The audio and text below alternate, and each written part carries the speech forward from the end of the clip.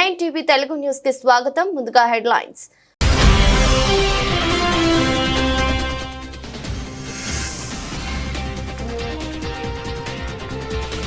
రష్యాతో బంధాలను మరింత మెరుగుపరుచుకోవాలని భావిస్తున్న ట్రంప్.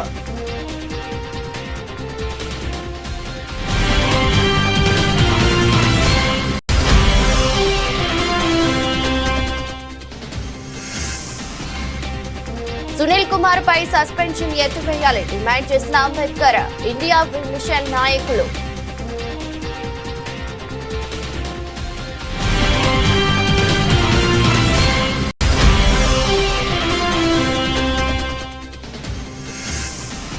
ఈ నెల 5, 6 తేదీల్లో మరోసారి ఢిల్లీకి సీఎం చంద్రబాబు. ప్రధాని మోదీతో పాటు పలువురు కేంద్ర మంత్రులతో సీఎం భేటీ.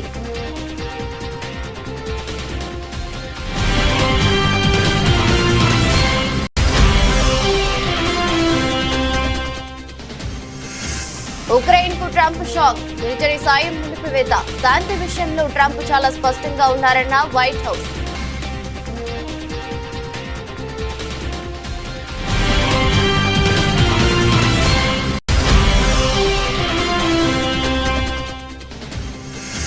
కృష్ణా జలాల్లో తెలంగాణకు న్యాయబద్ధ వాటా కేటాయించింది. కేంద్ర జలశక్తి మంత్రి సిఆర్ పాటిల్ కు ముఖ్యమంత్రి రేవంత్ రెడ్డి వినతి.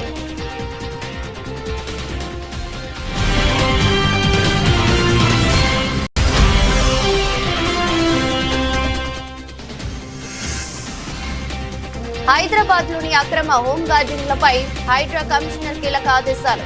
అనుమతులు లేని హోం గార్డెన్లను తొలగించాలని ఆదేశం.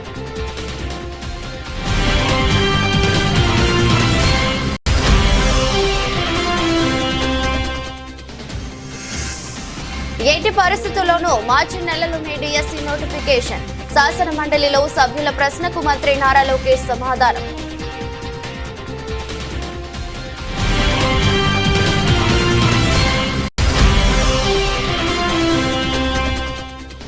నల్గొండ టీచర్స్ ఎమ్మెల్సీ ఎన్నికల్లో శ్రీపాల్ రెడ్డి, కరీంనగర్ నుండి మల్కా కొమరయ్య గెలుపు. మల్కా కొమరయ్యకు మద్దతు పలికిన బీజేపీ.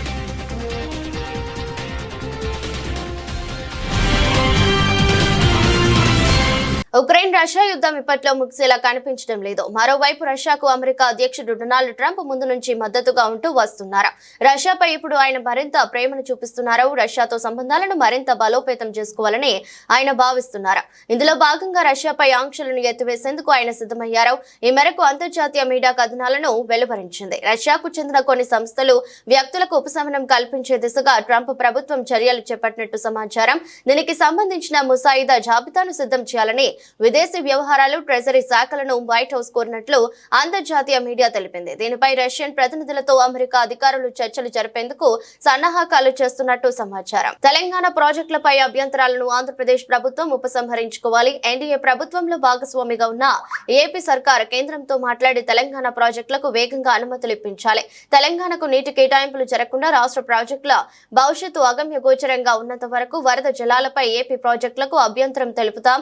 ఈ విషయంలో ఎటువంటి శశబిషలకు తావులేదు అని ముఖ్యమంత్రి రేవంత్ రెడ్డి స్పష్టం చేశారు. గోదావరిపై తెలంగాణ నిర్మిస్తున్న ప్రాజెక్టులకు అనుమతులన్నీ వచ్చిన తర్వాత మిగతా వాటిపై ఏ నిర్ణయం తీసుకున్నా తెలంగాణ ప్రభుత్వానికి అభ్యంతరం లేదని తేల్చి చెప్పారు. తెలంగాణ ప్రాజెక్టులకు అనుమతులన్నీ వచ్చిన తర్వాతే ఏపీ సమస్యకు పరిష్కారం దొరుకుతుందని తెలిపారు. ఢిల్లీలోని శ్రమశక్తి భవన్ లో కేంద్ర మంత్రి సిఆర్ పాటిల్ తో సీఎం రేవంత్ రెడ్డి, మంత్రి ఉత్తమ్ కుమార్ రెడ్డి సోమవారం దాదాపు గంట పాటు సమావేశమయ్యారు. అనంతరం మీడియాతో మాట్లాడారు. ఇటీవలే ప్రధాని మోదీని కలిసి గోదావరిపై ప్రాజెక్టుల జలాల అనుసంధానం తదితర అంశాలపై వివరించాలనే విషయాన్ని కేంద్ర మంత్రి దృష్టికి తీసుకెళ్లాలని తెలిపారు. కేటాయింపులు, నీటి వినియోగం మీద వస్తున్న సమస్యలు, జరుగుతున్న చర్చల మీదనే ప్రధానంగా వారి దృష్టికి తీసుకురావడం జరిగింది. ఇప్పుడు కన్స్ట్రక్షన్ జరుగుతున్న ప్రాజెక్టుల అనుమతులు, నీటి కేటాయింపులు కూడా తక్షణం ఇవ్వాలనే దాని మీద ప్రధానమైన ఎజెండాగా పెట్టుకున్నాం. మొన్ననే ప్రధానమంత్రి గారికి గోదావరి జలాలను మూసి అనుసంధానం చేసే విషయంలో చెప్పినాము. తప్పకుండా అక్కడి నుంచి రిపోర్ట్ అడిగినప్పుడు వాళ్ళు ఇస్తారు. దాని మీద ఆ సందర్భం వచ్చినప్పుడు తప్పకుండా మాట్లాడతాం. ఎస్ఎల్పి గురించి జస్ట్ అవుట్లైన్ బ్రీఫ్ చేసినాం. యాక్సిడెంట్ జరిగింది, యాక్సిడెంట్లో ఉన్న పరిస్థితి ఇచ్చినాక నేను ప్రధానంగా ఇప్పుడున్న నీటి కేటాయింపులు, నీటి వినియోగము, వాటికి సంబంధించిన నిధులు, అనుమతులు, వాటి మీదనే ప్రధానమైన చర్చ జరిగింది. ఎజెండాలో ప్రధానంగా ఆ అంశాలనే ప్రస్తావించడం జరిగింది. కలిసిపోయి నీటిని వాడుకుంటున్నానికి తెలంగాణకి ఏం అభ్యంతరం అని ప్రశ్నించారు. ఇప్పుడు మాకు నికర జలాల మీద కడుతున్న సమ్మక్క సారక్క కావచ్చు, లేకపోతే సమ్మక్క సారక్క కావచ్చు, లేకపోతే సీతారామ కావచ్చు, మా ఇతర ప్రాజెక్టులకు నికర జలాల కేటాయింపులు ఇంతవరకు జరగలేదు. మా నికర జలాల గోదావరిలో అదనపు నీళ్లు ఉన్నాయి, గోదావరి నీళ్లు సముద్రంలో కలుస్తున్నాయి, సముద్రంలో కలిసే నీళ్లు మేము వినియోగించుకుంటున్నాం అని వాదిస్తున్న ఆంధ్రప్రదేశ్ మా ప్రాజెక్టులకు ఎందుకు అభ్యంతరం పెడుతుంది? మా శాశ్వత ప్రాజెక్టులకు శాశ్వత కేటాయింపులు జరిగిన తర్వాతనే కదా నీకు వరద జలాలు ఉన్నాయా లేదా అని లెక్కదేలేదు. సో గోదావరి నది మీద నిర్మిస్తున్న తెలంగాణ ప్రాజెక్టుల యొక్క నీటి కేటాయింపులు పూర్తయిన తర్వాతనే ఏదైనా ఇతర ప్రాజెక్టులకు అనుమతి ఇవ్వాలి, ముఖ్యంగా వరద జలాలకు సంబంధించి. గోదావరి వన్ ట్రిబ్యునల్ అన్ని కేటాయించారు. మళ్ళీ వన్ ట్రిప్ ఇప్పుడు మేము కట్టుకున్న ప్రాజెక్టులు సమ్మక్క సారక్క కానీ లేకపోతే సీతారామ కానీ ఫైనల్ సిడబ్ల్యూసీ క్లియరెన్స్ రాలేదు కదా, అందుకోసమే కదా మేము టైమ్ అండ్ అగైన్ వచ్చి రిప్రజెంట్ చేస్తున్నది. ఆంధ్రప్రదేశ్ కూడా వాటి విషయాల్లో అభ్యంతరాలు పెట్టింది కదా. ఆంధ్రప్రదేశ్ ఎందుకు అభ్యంతరాలు పెడుతుంది? ఆంధ్రప్రదేశ్ ఒక పక్కన వరద జలాలు ఉన్నాయి, వరద జలాలు సముద్రంలో కలుస్తున్నాయి, సముద్రంలో కలిసే జలాలను మేము గోదావరి జలాలను బంకచెరువు ద్వారా ఈవెన్ కృష్ణా బేసిన్ కూడా తరలిస్తామంటున్నారు. ఒకవేళ మీరు ఆ నీళ్ళను వినియోగించుకోవాలనుకున్నప్పుడు మా ఉన్న ప్రాజెక్టుల యొక్క అనుమతులకు ఎందుకు అభ్యంతరం పెడుతున్నారు? రేపు భవిష్యత్తులో మా ప్రాజెక్టులు పూర్తయి ఆయకట్టు స్థిరీకరించకపోతే మీకు టేలెండ్లో కట్టుకున్న లేకపోతే వరద జలాల బేసిన్ మీద మీరు కట్టుకున్న ఆయకట్టు స్థిరీకరించబడితే రేపు నీటి కేటాయింపుల సందర్భం వచ్చినప్పుడు స్థిరీకరించిన ఆయకట్టుకు నీళ్లు కేటాయిస్తామంటారు. అప్పుడు శాశ్వతంగా ఈరోజు మాకు కృష్ణాలో వచ్చిన సమస్య ఏంది? కృష్ణా డెల్టాలో ఆయకట్టు స్థిరీకరించడం వల్ల ఈరోజు 811 టీఎంసీలు కృష్ణా నదిలో అందుబాటులో ఉన్న 512 టీఎంసీలు ఆంధ్రప్రదేశ్ వినియోగించుకుంటుంది, 299 మాత్రమే తెలంగాణ వినియోగించుకుంటుంది. దీనికి ప్రధానమైన కారణం తెలంగాణ ప్రాంతంలో ఉన్న ప్రాజెక్టులు పూర్తి కాకపోవడం, ఆంధ్రప్రదేశ్లో పూర్తయిన ప్రాజెక్టులకు నీటిని కేటాయించడం. మళ్ళీ ఏపీ సీఎం చంద్రబాబు నాయుడు నెల 5, 6 తేదీల్లో మరోసారి ఢిల్లీ వెళ్లనున్నారు. 5న ఉదయం గన్నవరం విమానాశ్రయం నుంచి ఢిల్లీ పయనమవుతున్నారు. ఆ రోజు ఢిల్లీలో ప్రధాని మోదీ, హోంమంత్రి అమిత్ షాతో పాటు పలువురు కేంద్ర మంత్రులతో ముఖ్యమంత్రి భేటీ అవుతారు. అదే రోజు రాత్రి ఢిల్లీ నుంచి విశాఖపట్నంకు చేరుకుంటారు. 6వ తారీఖున ఉదయం తన తోడల్లుడు దగ్గుపాటి వెంకటేశ్వరరావు రచించిన ప్రపంచ చరిత్ర పుస్తకావిష్కరణ కార్యక్రమంలో పాల్గొంటారు. కార్యక్రమం ముగిసిన తర్వాత మధ్యాహ్నం 1:50 విశాఖ నుంచి మళ్లీ ఢిల్లీకి వెళతారు. అక్కడ వివిధ కార్యక్రమాల్లో పాల్గొని రాత్రికి అక్కడే బస చేస్తారు. 7వ తేదీన అమరావతికి చేరుకుని వెలగపూడి సచివాలయంలో జరిగే కేబినెట్ సమావేశంలో పాల్గొంటారు. చంద్రబాబు అధ్యక్షతన ఈ సమావేశం మధ్యాహ్నం 3 గంటలకు ప్రారంభమవుతుంది. రష్యాతో యుద్ధం చేస్తున్న ఉక్రెయిన్ కు అమెరికా అధ్యక్షుడు డొనాల్డ్ ట్రంప్ భారీ షాక్ ఇచ్చారు. ఆ దేశానికి అందిస్తున్న మిలిటరీ సాయాన్ని నిలిపివేస్తూ ఆదేశాలు జారీ చేశారు. అమెరికాకు శ్వేత సౌధంలో ఉక్రెయిన్ అధ్యక్షుడు వొలోదిమిర్ జెలెన్స్కీతో మాటల యుద్ధం తర్వాత ఈ నిర్ణయం తీసుకోవడం గమనార్హం. అధ్యక్షుడు శాంతి విషయంలో చాలా స్పష్టంగా ఉన్నారని, తమ భాగస్వాములందరూ ఆ లక్ష్యానికి కట్టుబడి ఉండాల్సిన అవసరం ఉందని వైట్ హౌస్ అధికారి ఒకరు తెలిపారు. తాము అందిస్తున్న సాయం సమస్య పరిష్కారానికి పనికొస్తుందా లేదా అన్న దానిపై సమీక్షిస్తామని, అందుకే సాయాన్ని నిలిపివేసినట్టు పేర్కొన్నారు.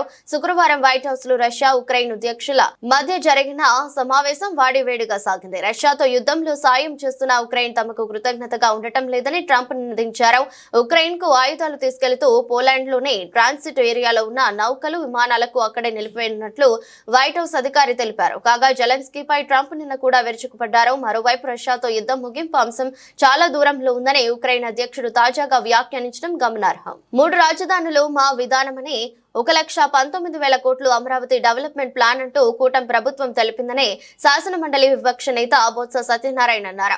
గత ప్రభుత్వం 6,000 కోట్లు మాత్రమే ఖర్చు పెట్టిందని, ఆ సందర్భంలో తాను అన్న మాటను ఇప్పుడు ఎందుకు అడుగుతున్నారని బొత్స ప్రశ్నించారు. బడ్జెట్ తో దానికున్న సంబంధం ఏమిటి అని అధికార పక్షం చర్చను డైవర్ట్ చేయడానికి ఈ అంశాన్ని తెరపైకి తెచ్చిందని విమర్శించారు. మా విధానం 3 రాజధానులు అవసరం చెప్పాను నేను ఆ రోజుకి. మళ్ళీ ఈ రోజు నువ్వు అడుగుతున్నావు కాబట్టి మా పార్టీ విధానాన్ని మేము డిస్కస్ చేసుకొని చెప్తాము. ఆ రోజుకి మాది 3 రాజధానులు మా విధానం. అప్పుడు ఆ రోజుకి నేను ఈ రోజుకి మళ్ళీ పార్టీ డిస్కస్ చేసుకుని చెప్తాను. మేము డిస్కస్ చేసుకుని మేము చెప్తాము. ఆ రోజుకి మా విధానం ఇది. అందులో ఇక్కడ శాసన రాజధాని పెడదామని ఇక్కడ తయారు చేద్దామని అనుకున్నాం. ఈ రోజు మీరు అడిగారు కాబట్టి మళ్ళీ ఈ సమస్య మళ్ళీ ముందుకు వస్తే దాని మీద డిస్కస్ చేసుకుని మేము చెప్తాం. నేను ఆ రోజు కూడా 1,19,000 కోట్ల రూపాయలతో వచ్చి ఈ అమరావతి డెవలప్మెంట్ ప్లాన్ పెట్టారు. రోడ్లకి, సచివాలయానికి, అలాగే హైకోర్టుకి, అలాగే శాసనసభకి పెట్టారు. పెట్టి ఆ రోజుకి ప్రభుత్వం నేను మున్సిపల్ అడ్మినిస్ట్రేషన్ మినిస్టర్గా సిఆర్డీ నేను ఛార్జ్ తీసుకున్నప్పటికీ 6,000 కోట్లు మాత్రమే ఖర్చు పెట్టారు. ఆ 6,000 కోట్లలో కూడా 2,000 కోట్లు వచ్చి బాండ్స్ రూపేనా, 2,000 కోట్లు వచ్చి స్టేట్ బడ్జెట్లోను, ఇంకో 2,000 కోట్లు వచ్చి బకాయిలు. అంతే ఆ రోజుకి ఆయన ఖర్చు. అది చూసాం. 1,18,000 కోట్లు ఈ 3 సంవత్సరాలు 6,000 కోట్లు ఖర్చు పెడితే ఇదంతా ఖర్చు అవ్వాలండి, ఇదంతా కట్టాలంటే ఇంకొక 5-6 సంవత్సరాలు పడుతుంది. అంటే దీనికి 3 లక్షలు 4 లక్షల కోట్లు కావాలి. మనకి అంత ఆర్థిక స్తోమత ఉందా మన ప్రభుత్వానికి అనేది ఆలోచన చేసుకొని డిస్కస్ చేసుకున్నప్పటికీ ఒక 6 నెలలు 8 నెలలు అయింది. అప్పుడు వచ్చి వాళ్ళు ఏదో చూడడానికి ఇటు వస్తా అన్నారు. వాళ్ళు వస్తాంటే చూసుకొని నాతో ఎవరో మీలాంటి పత్రికా సోదరుడు అడిగారు నాకు ప్రెస్ కాన్ఫరెన్స్ లో, ఏం చూస్తారా ఇక్కడ ఏముందయ్యా చూడడానికి, వాళ్ళు ప్రభుత్వంలో 6,000 కోట్లు కూడా కనీసం ఖర్చు పెట్టి 1,19,000కి కనీసం ఒక 20-30,000 కూడా ఖర్చు పెట్టలేండి, 6,000 ఖర్చు పెట్టిన దానికి ఏం చూస్తుంది, ఇది మా సైడ్ ఉన్న నాన్ లాగా సామెతలాగా ఏముంది వల్లగాల శ్మశానంలాగా ఉంది, ఇక్కడ ఏం చూస్తారా ఇల్లు వచ్చేది అని చెప్పాను. ఆ రోజు నేను అనలేదే, సందర్భాన్ని బట్టి ఆ మాట అన్నాను తప్ప నేను మొత్తాన్ని నేను శ్మశానం అనే ఉద్దేశం నాది కాదు. ఆ రోజు చెప్పాను, ఈ రోజు చెప్తాను, రేపు అది చెప్తాను. నా ఉద్దేశం అది కాదు. ఆ సందర్భం అది అదే మళ్ళీ చెప్పాను. ఆ సందర్భం ఇప్పుడు ఎందుకు వచ్చింది, బడ్జెట్ దీని రిలేటెడ్ ఏంటి అంటే డైవర్ట్ చేయడానికే కదా. ఆ నేపథ్యంలో చెప్పాం. మరి 10,500 రూపాయలు ఎందుకైంది స్క్వేర్ ఫుట్కి. ఇది ఎప్పుడు రేటు 7 సంవత్సరాల కింద రేటు, 7 సంవత్సరాల కింద. అంటే ఆ రోజుకి ఈ రోజుకి అంటే ఇవాళ అయితే 20,000 అవుద్ది. ఆలోచించేయండి ఏ రకంగా దోపిడీ జరిగిందో, ఏ రకంగా జరిగే ఆ రోజు కార్యక్రమాలు అనేవి.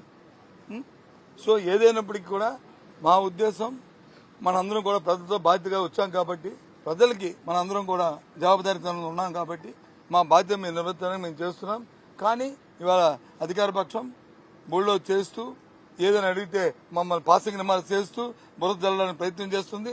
ఎంక్వైరీ ఏమంటే ఎంక్వైరీకి దాని దర్యాప్తు జరపమంటే దర్యాప్తు జరపడానికి తయారీగా లేదు. ఇది ద్వంద్వ ప్రమాణాలు పాటిస్తున్న విషయాన్ని మీ ద్వారా రాష్ట్ర ప్రధానికి తెలియజేస్తున్నాను. హైదరాబాద్ నగరంలోని అక్రమ హోంగార్డులపై హైడ్రా కమిషనర్ రంగనాథ్ కీలక ఆదేశాలు జారీ చేశారు. నగరంలో అనుమతులు లేని ప్రకటనల హోర్డింగ్లను తొలగించాలని ఆదేశించారు. అనుమతులు లేని హోర్డింగ్లను యాడ్ ఏజెన్సీలే స్వయంగా తొలగించాలని స్పష్టం చేశారు. ఈలోగా అందరూ స్వయంగా అనుమతి లేని హోంగార్డింగ్లను తొలగించుకోవాలని, తర్వాత ఉన్న వాటిని హైడ్రా స్వయంగా తొలగిస్తుందని కమిషనర్ స్పష్టం చేశారు. 3 నెలల క్రితం నుంచి ఈ అంశాన్ని చేపట్టామని, ఇప్పటికే చాలా సమయం యాడ్ ఏజెన్సీలకు ఇవ్వడమైందని సోమవారం కమిషనర్ ను కలిసిన యాడ్ ఏజెన్సీ ప్రతినిధులకు చెప్పారు. గత 2 నెలల్లో పలుమార్లు మున్సిపల్ కమిషనర్లు యాడ్ ఏజెన్సీ ప్రతినిధులతో సమావేశాలు ఏర్పాటు చేసిన విషయాన్ని కమిషనర్ గుర్తు చేశారు. 2022-23 ఆర్థిక సంవత్సరానికి చెల్లించాల్సిన రుసుం గడువు 2024 మార్చి 31 వరకు ఉందని, ఈలోగా 2024 మార్చి 31 తర్వాత ప్రభుత్వం కొత్త విధానాన్ని రూపొందించాల్సిన ఉన్న నేపథ్యంలో రెన్యువల్స్ ఆగిపోయాయని పలువురు కమిషనర్ దృష్టికి తీసుకెళ్లారు. ఎట్టి పరిస్థితుల్లోనూ మార్చి నెలలో డిఎస్సీ నోటిఫికేషన్ ఇచ్చే బాధ్యత కూటమి ప్రభుత్వానిదని ఏపీ విద్యా ఐటీ శాఖల మంత్రి నారా లోకేష్ స్పష్టం చేశారు. డిఎస్సీ నోటిఫికేషన్ పై శాసన మండలిలో వైసీపీ సభ్యుల ప్రశ్నకు ఈ రోజు మంత్రి సమాధానం ఇచ్చారు. ఈ సందర్భంగా లోకేష్ మాట్లాడుతూ నిరుద్యోగ యువకులు ఎంతో ఆశతో ఎదురు చూస్తున్నారో వారందరికీ సమాధానం చెప్పాల్సిన అవసరం ఉంది. గత వైసీపీ ప్రభుత్వ 5 ఏళ్ల పాలనలో ఒక్కసారి కూడా డిఎస్సీ నిర్వహించలేదు, ఒక టీచర్ పోస్టును భర్తీ చేయలేదు. దీనిపై వైసీపీ సమాధానం చెప్పాలి. ఉపాధ్యాయ నియామకాల్లో 1994 నుంచి చూస్తే 2,60,194 పోస్టులు భర్తీ చేశారు. అందులో టీడీపీ ప్రభుత్వం అధికారంలో ఉన్నప్పుడు 1,80,272 పోస్టులు భర్తీ చేయడం జరిగింది. ఒక టీడీపీ హయాంలోనే 70% టీచర్ పోస్టులు భర్తీ చేయడం జరిగింది. నేను మంత్రిగా బాధ్యతలు స్వీకరించినప్పుడు డిఎస్సీ ఫైల్ పైన మొదటి సంతకం చేశాను. అందులో భాగంగానే 2/7/2024 తేదీన టెట్ నిర్వహించడం జరిగింది. 4.27 లక్షల మంది దరఖాస్తు చేసుకోగా 3.68 లక్షల మంది పరీక్షకు హాజరయ్యారు. 1.87 లక్షల మంది అర్హత సాధించారు. 3/10/2024 నుంచి 21/10/2024 వరకు టెట్ పరీక్షను పూర్తి చేయడం జరిగింది. మొదటి ప్రశ్నకి సమాధానం అవునండి. మూడో ప్రశ్నకి సమాధానం మెగా డిఎస్సి నోటిఫికేషన్ త్వరలో జారీ చేస్తా అధ్యక్ష. ప్రతిపక్ష పార్టీకి చెందిన నాయకులకి ఇక్కడ ఓపిక లేదు కనుక ఒక విషయం చాలా స్పష్టంగా చెప్పదలుచుకుని, ఎందుకంటే నిరుద్యోగ యువకులందరూ ఆశతో మమ్మల్ని చూస్తున్నారు. వాళ్ళందరికీ నేను సమాధానం చెప్పాల్సిన అవసరం ఉంది అధ్యక్ష. నిరుద్యోగం మీద ఆయన మాట్లాడుతున్నారు. కూర్చోండి, మీరు కూర్చొని వినండి. డిఎస్సీ విషయం నేను చెప్తున్నాను, మీరు ప్రశ్న సమాధానం చెప్తున్నారు. 1 minute సార్. ఇప్పుడు మీరు ఏదైతే నిరుద్యోగుల గురించి అడుగుతున్నారో దాని మీద కన్సర్న్ మినిస్టర్ గారు మాట్లాడుతుంటే మీరు కూర్చుని వినాలి కదా. వినాలి కదా అన్నాను. ఇప్పుడు మీకేం కావాలి? కాదండి, అదే విషయం చెప్తున్నారు.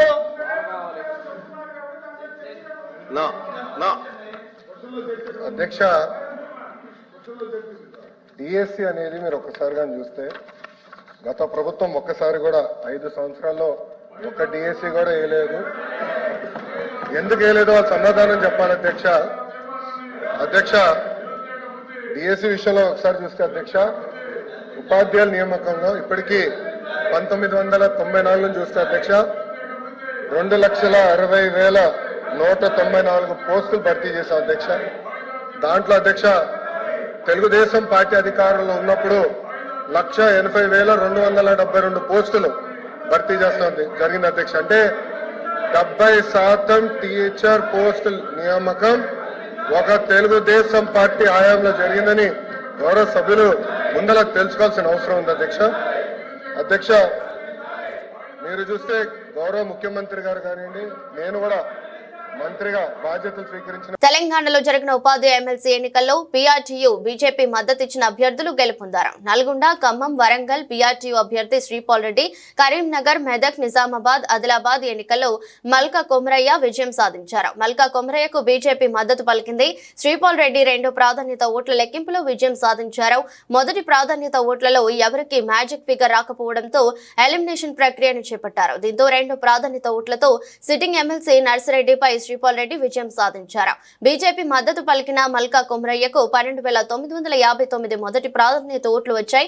ఆయన పీఆర్టీయూ అభ్యర్థి వంగ మహేందర్ రెడ్డిపై విజయం సాధించారు. విజయం సాధించేందుకు 12,081 ఓట్లుగా అధికారులు నిర్ధారించారు. మల్కా కొమరయ్యకు 12,959 ఓట్లు వచ్చాయి. దేశవ్యాప్తంగా కూడా మేధావి వర్గము ఉపాధ్యాయులందరూ కూడా మోడీ గారి నమ్మకం ఉన్నారు కాబట్టి మొన్న బడ్జెట్లో 12,70,000 ట్యాక్స్ ఎగ్జామ్షన్ విషయాన్ని ఇలా గుర్తుంచుకున్నటువంటి గౌరవ ఉపాధ్యాయులు ఇలా సరైన తీర్పిచ్చారు. దాంతోపాటు తెలంగాణ రాష్ట్రంలో భారతీయ జనతా పార్టీ ఉపాధ్యాయ ఉద్యోగుల సమస్యల కోసం ఇవాళ మూర్ఖత్వపు 317 జీవో అని తెచ్చినటువంటి కేసీఆర్ మూర్ఖత్వం వ్యతిరేకంగా ఆ రోజు ఏవిఎన్ రెడ్డి గారిని గెలిపించారు. ఈరోజు Karimnagar, Medak, Adilabad, Nizamabad teachers MLC constituency ఎన్నికల్లో 317 జీవోకు వ్యతిరేకంగా భారతీయ జనతా పార్టీ కార్యకర్తలు చేసిన యుద్ధాన్ని గుర్తుంచుకొని కార్యకర్తలకు గాయాలైనటువంటి రక్తం చిందించిన విషయాన్ని గుర్తుంచుకొని కార్యకర్తల మీద పడ్డ లాఠీ దెబ్బలను గుర్తుంచుకొని కార్యకర్తల పైన జైలు సందర్భాలను గుర్తుంచుకొని ఇవాళ భారతీయ జనతా పార్టీ అభ్యర్థి అయినటువంటి కొమరయ్య గారికి భారీ మెజార్టీ అందించడం జరిగింది. దాంతోపాటు తపస్ ఇవాళ తెలంగాణ ప్రాంత ఉపాధ్యాయ సంఘం ఇవాళ చాలా మంది తపస్ అంటే చిన్న సంస్థ, ఇలా సభ్యులు లేరని చెప్పి వ్యంగ్యంగా ఎవరైతే వ్యాఖ్యానించారో వాళ్ళ చెంప చెల్లుమనే విధంగా ఇవాళ తెలంగాణ రాష్ట్రంలో ఈ 4 ఉమ్మడి జిల్లాలో తెలంగాణ ప్రాంత ఉపాధ్యాయ సంఘం యొక్క సభ్యులు ఉపాధ్యాయులు కష్టపడి ఇలా పనిచేసిన తీరు ఫలితంగా ఇలా విజయం సాధించినాం. దాంతోపాటు నిజంగా భారతీయ జనతా పార్టీ కార్యకర్తలకు హ్యాట్స్ ఆఫ్ చెప్తున్నాం. ప్రతి కార్యకర్త భారతీయ జనతా పార్టీ కార్యకర్తల నాయకుల యొక్క కష్టం ఈరోజు ఫలించింది. ఒక్కొక్క కార్యకర్త వాళ్ళ పూర్తి సమయాన్ని వెచ్చించి వాళ్ళ సొంత పనులను పక్కబెట్టి ఈరోజు కొమరయ్య గారి యొక్క విజయం కోసం ఇవాళ కష్టపడి పనిచేసే ఫలితంగా ఈరోజు విజయం చేకూర్చడం జరిగింది. దాంతోపాటు కొమరయ్య గారి మీద ఒక విశ్వాస నమ్మకం ఉపాధ్యాయ వర్గాలకు ఏర్పడింది. కొమరయ్య గారికి అనుభవం ఉంది, వారు విద్యా సంస్థలు నడుపుతున్నారు, ఉపాధ్యాయ సమస్యలు ఏందో వారికి తెలుసు. దాని మీద ఫైట్ చేసే అవకాశం కేవలం కొమరయ్య గారికి మాత్రమే ఉంది. ఆ దమ్ము ధైర్యం ఉన్నటువంటి ఒక నాయకుడు అని చెప్పి గుర్తించిన తర్వాత కొమరయ్య గారికి భారీ మెజార్టీ అందించడం జరిగింది. ఈ విజయం అంతా కూడా ఇలా ఉపాధ్యాయులకే విజయాన్ని అంకితం చేస్తున్నాం. మీరు కష్టపడి ఓట్లేసి గెలిపించారు. ఈ విజయం అంతా కూడా నరేంద్ర మోడీ గారికి అంకితం చేస్తున్నాం. యాదగిరిగుట్ట శ్రీ లక్ష్మీ నరసింహస్వామి దేవస్థానం వార్షిక బ్రహ్మోత్సవాలు కన్నుల పండుగ జరుగుతున్నాయి. బ్రహ్మోత్సవాల్లో భాగంగా స్వామివారి అలంకార వాహన సేవలు ప్రధానాలయంలో స్వామివారికి నిత్య ఆరాధనలు అనంతరం పంచారాత్ర ఆగమ శాస్త్రం ప్రకారం స్వామివారిని ఉదయం పటభద్ర సాయి అలంకారంలో స్వామివారిని విహరింపజేశారు. మేళతాళాలు మంగళ వాయిద్యాల హోరులో స్వామివారు మాడవీధుల్లో ఊరేగించి భక్తులకు కనువిందు చేశారు. ఈ రోజు రాత్రి హంస వాహన అలంకార సేవపై భక్తులకు దర్శనమివ్వనున్న నారసింహుడు ఈ నెల 7న స్వామి అమ్మవార్లు ఎదుర్కోలు మహోత్సవం, 8న నిర్వహించే లక్ష్మీ నరసింహస్వామి తిరు కళ్యాణ మహోత్సవం, 9వ తారీఖు దివ్య విమాన రథోత్సవం, 11వ తేదీన అష్టోత్తర శతకటాభిషేకంతో బ్రహ్మోత్సవాలు ముగియనున్నాయి. శ్రీ యాదగిరి లక్ష్మీ నరసింహస్వామి వారి దివ్య సన్నిధానంలో వార్షిక బ్రహ్మోత్సవాలు మహావైభవపేతంగా నిర్వహింపబడుతూ ఉన్నాయి. 4వ రోజు ఈరోజు స్వామివారిని వటపత్ర సాయిగా అలంకరింపజేసి భక్తులకు కనువిందు చేయడం జరిగింది. సభాస్థానంలో 4 వేదాల పారాయణము, పురాణాలు, ఇతిహాసాలు, దివ్య ప్రబంధ పాసుర పఠనాలతో సభా కార్యక్రమంలో భక్తులందరూ కూడా సంగీత, సాహిత్య, నృత్య, ధార్మిక కళాకు విధంగా ఈ పొరపాటు సేవ మరల ఆలయానికి వేంచేసింది. బ్రహ్మోత్సవాలలోనే అపూర్వమైనటువంటి అలంకారం ఈ వటపత్ర సాయి అలంకారం. కరారవిందేన పదారవిందం పదారవిందేన ముఖేశయానం పుటస్య పత్రస్య సుఖేశయానం బాలముకుందం మనసా స్వామి అని ప్రళయాంత కాలంలో దర్శనమిచ్చినటువంటి స్వామి మన భాగ్య విశేషం చేత యాదాద్రి దేవస్థానంలో వటపత్ర సాయిగా స్వామిని అలంకరింపజేస్తే 72 మహాయుగాల తర్వాత అనుగ్రహించేటువంటి అలంకారాన్ని ఈరోజు మనం దేవస్థానం వారి కళా కౌశలంతో దర్శనం చేసుకుంటూ తరిస్తూ ఉన్నాం. ఇలా ఉత్సవాలు కొనసాగుతూ ఉంటాయి. భక్తులు సేవిస్తూ తరిస్తుండండి. స్వస్తి. డాక్టర్ డల్లదిగడి లక్ష్మీనరసింహాచార్యులు, ప్రధాన అర్చకులు, యాదాద్రి. యాదాద్రి లక్ష్మీనరసింహస్వామి వారిని కెనడా దేశానికి ఆహ్వానించి కళ్యాణ మహోత్సవాలు, భగవద్ ఉత్సవ వైభవాలు జరిపించడానికి ఆ ప్రతినిధులు ఇక్కడికి వేయించేసినారు. వారికి మా దేవస్థానం స్వాగతం చెప్తూ ఆశీర్వచనం చేస్తుంది. కెనడా నుంచి రాజేష్ గారు, శృతి గారు, వారి యొక్క పరివారం అంతా కూడా ఇచ్చేశారు. మా కార్యనిర్వహణాధికారి గారికి వినతి పత్రాన్ని కూడా సమర్పించారు. ఆషాఢ మాసంలో ఈ కార్యక్రమాన్ని కల్పన చేయడం జరుగుతుంది. ప్రభుత్వ పరిమితులు రాగానే మనందరం కలిసి స్వామిని అక్కడ ఇలాంటి వైభవాలు జరిపిద్దాం. స్వస్తి. ఐపీఎస్ అధికారి దళితుల ధైర్యం పివి సునీల్ కుమార్ పై సస్పెన్షన్ ఎత్తివేయాలని అంబేద్కర్ మిషన్ ఇండియా నాయకులు, కార్యకర్తలు డిమాండ్ చేశారు. సునీల్ కుమార్ ను సస్పెండ్ చేయడాన్ని వ్యతిరేకిస్తూ ఏఎం ఆధ్వర్యంలో గోకవరం బస్టాండ్ అంబేద్కర్ విగ్రహం వద్ద సోమవారం శాంతియుత నిరసన ర్యాలీ జరిపింది. డీజీపీ రేసు నుంచి సునీల్ కుమార్ ను తప్పించేందుకే కుట్రలని వారంతా మండిపడ్డారు. రాజమండ్రిలో ఏఐఎం జిల్లా అధ్యక్షులు దొడ్డ నాగరాజు ఆధ్వర్యంలో శాంతియుత నిరసన జరిగింది. దళిత సీనియర్ ఐపీఎస్ అధికారిపై కక్ష సాధింపు చర్యలకు విరమించుకోవాలని ఎన్డీఏ ప్రభుత్వాన్ని డిమాండ్ చేశారు.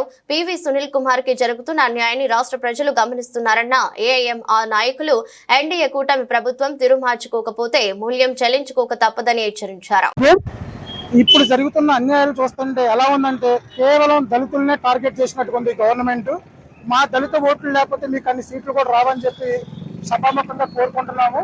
కాబట్టి ఒక విషయం గుర్తించండి, ఇప్పుడు ఆయన కేవలం దళిత ఐపీఎస్ కాబట్టి మీరు ఎటువంటి నోటీసులు ఇవ్వకుండా అన్యాయంగా, అక్రమంగా సస్పెండ్ చేశారు. అదే పొజిషన్లో అగ్రవర్ణాలు ఉంటే మీరు ఎంత సాహసం చేయగలరా అని ఒకసారి అందరి ముందు మన చంద్రబాబు నాయుడు గారిని, పవన్ కళ్యాణ్ గారిని, ముఖ్యంగా బీజేపీ వాళ్ళని, ఇది యూపీఎస్సీ పరిధిలో ఉన్న సబ్జెక్ట్ని స్టేట్ పరిధిలోకి ఎలా తీసుకుంటారని చెప్పి క్వశ్చన్ చేస్తున్నాం. కాబట్టి దీని గురించి మీరు ఒక తీవ్రంగా ఆలోచించి మాకు న్యాయం చేయవలసిందిగా అందరి కోసం మా దళిత జాతి పక్షాన మేము కోరుతున్నాం. దయచేసి చంద్రబాబు నాయుడు గారు, పవన్ కళ్యాణ్ గారు, బీజేపీ పెద్దలు ఒక్కసారి ఆలోచించండి. వెంటనే సస్పెన్షన్ ఎత్తివేయాలి, లేకపోతే తీవ్ర పరిణామాలు మీరు ఎదుర్కొంటారు అని చెప్పి మిమ్మల్ని హెచ్చరిస్తున్నాం. కాబట్టి దీన్ని పరిగణలో తీసుకొని వెంటనే సస్పెండ్ చేసి డీజీపీలో ఉన్న సునీల్ కుమార్ గారిని పోస్టింగ్ ఇవ్వాలని చెప్పి మనస్ఫూర్తిగా కోరుతున్నాం. జై భీమ్, జై భీమ్, జై భీమ్, జై భీమ్. నా పేరు నాగరాజ్ అండి, ఈస్ట్ గోదావరి ప్రెసిడెంట్ ని, అంబేద్కర్ ఇండియన్ మిషన్ తరఫున. జై భీమ్. కామారెడ్డి జిల్లా మాజీ ఎమ్మెల్యే గంపా గోవర్ధన్ తన నివాసంలో భారత రాష్ట్ర సమితి డైరీని క్యాలెండర్ ను ఆవిష్కరించారు. ఈ సందర్భంగా మాజీ ఎమ్మెల్యే గంపా గోవర్ధన్ మాట్లాడారు. ఎన్నికల్లో కాంగ్రెస్ పార్టీ ఇచ్చిన హామీలను అమలు చేసే వరకు పోరాటం చేస్తూనే ఉంటామని అన్నారు. కాంగ్రెస్ పార్టీ సీఎం రేవంత్ రెడ్డి ఇచ్చిన హామీలను గాలికి వదిలి కాలయాపన చేస్తున్నారని విమర్శించారు. ప్రతి హామీని అమలు చేసే వరకు ప్రశ్నిస్తూనే ఉంటామన్నారు. మహిళలను, రైతులను, కూలీలను, కార్మికులను, అన్ని వర్గాల ప్రజలను మోసం చేసిన చరిత్ర కాంగ్రెస్ పార్టీదే అన్నారు. కేసీఆర్ 10 సంవత్సరాల పాలనలో రాష్ట్రాన్ని దేశంలోనే అన్ని రంగాల్లో అభివృద్ధి పదంలో నడిపిన ఘనత కేసీఆర్దే అన్నారు. భారత రాష్ట్ర సమితి అధ్యక్షులు గౌరవనీయులు మాజీ ముఖ్యమంత్రి వర్యులు తెలంగాణ జాతిపిత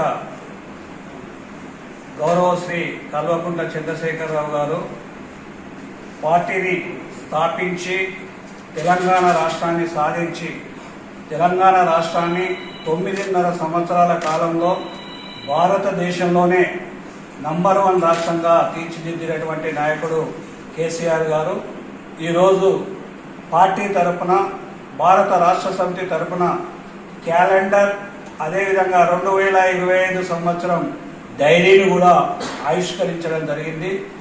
ఈ సందర్భంగా ఈ 15 నెలల కాంగ్రెస్ ప్రభుత్వ హయాంలో ముఖ్యమంత్రి రేవంత్ రెడ్డి హయాంలో పేద ప్రజలను అదేవిధంగా రైతన్నలను, యువకులను, మహిళా సోదరిమణులను, అన్ని వర్గాలను ఈ సమాజంలో ఉన్నటువంటి వారిని మోసం చేసినటువంటి ప్రభుత్వం ఈ కాంగ్రెస్ ప్రభుత్వం. వచ్చే రోజుల్లో ఇప్పటికే ప్రజలు తిరగబడతా ఉన్నారు. ఎమ్మెల్యేలు గ్రామాలు తిరిగే పరిస్థితి లేకుండా కనబడతా ఉంది. వచ్చే రోజుల్లో వాళ్ళు ఏవైతే 420 హామీలు ఇచ్చారో ఆ హామీలు నెరవేర్చేదాకా బీఆర్ఎస్ పార్టీ పోరాటం ఆపదు. కేసీఆర్ గారి నాయకత్వంలో, కేటీఆర్ గారి నాయకత్వంలో పెద్ద ఎత్తున ప్రజల తరఫున పోరాటం చేస్తాం. మీరు ఇచ్చిన హామీలు నిలబెట్టుకునే వరకు ఈ పోరాటం ఆగదు. వచ్చే 3.5 సంవత్సరాలు పార్టీ కష్టపడి కార్యకర్తల నాయకులం అందరం కష్టపడి మళ్ళీ కేసీఆర్ గారిని ముఖ్యమంత్రి చేయడమే మా అందరి ధ్యేయం. ఈరోజు పార్టీ నాయకులకు, కార్యకర్తలకు ఏదైతే డైరీ క్యాలెండర్ ఇచ్చిందో మనస్ఫూర్తిగా కామారెడ్డి నియోజకవర్గ పార్టీ తరఫున గౌరవ శ్రీ కల్వకుంట్ల చంద్రశేఖరరావు గారికి కృతజ్ఞతలు తెలియజేస్తా ఉన్నాం. జై తెలంగాణ, జై కేసీఆర్. వార్తలు ముగించే ముందు హెడ్లైన్స్ మరోసారి.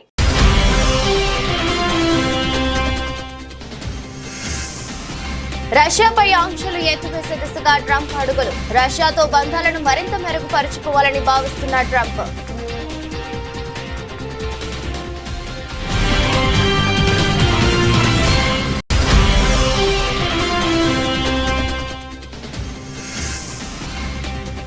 సునీల్ కుమార్ పై సస్పెన్షన్ ఎత్తివేయాలి డిమాండ్ చేసిన అంబేద్కర్, ఇండియా మిషన్ నాయకులు.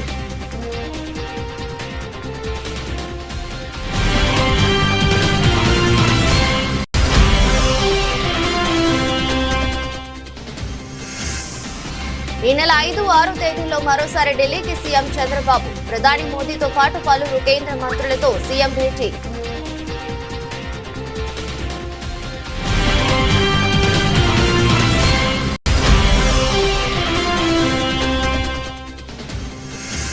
ఉక్రెయిన్ కు ట్రంప్ షాక్. మిలిటరీ సాయం నిలిపివేత.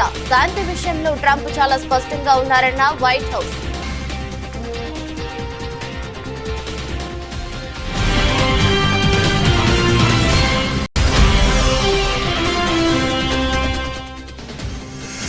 కృష్ణా జలాల్లో తెలంగాణకు న్యాయబద్ధ వాటా కేటాయించింది. కేంద్ర జలశక్తి మంత్రి సిఆర్ పాటిల్ కు ముఖ్యమంత్రి రేవంత్ రెడ్డి వినతి.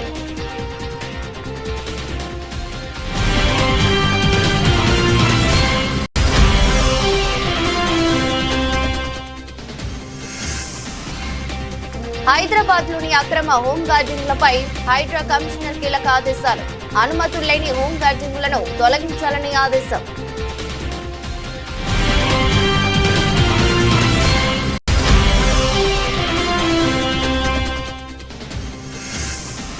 ఎట్టి పరిస్థితుల్లోనూ మార్చి నెలలోనే డిఎస్సి నోటిఫికేషన్. శాసన మండలిలో సభ్యుల ప్రశ్నకు మంత్రి నారా లోకేష్ సమాధానం.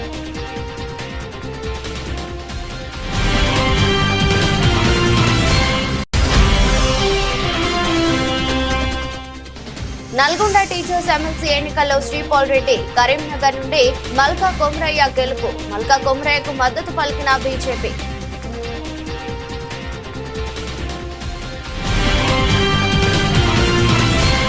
ఈ వార్తలు ఇంతటితో సమాప్తం. అంతవరకు సెలవు. నమస్తే.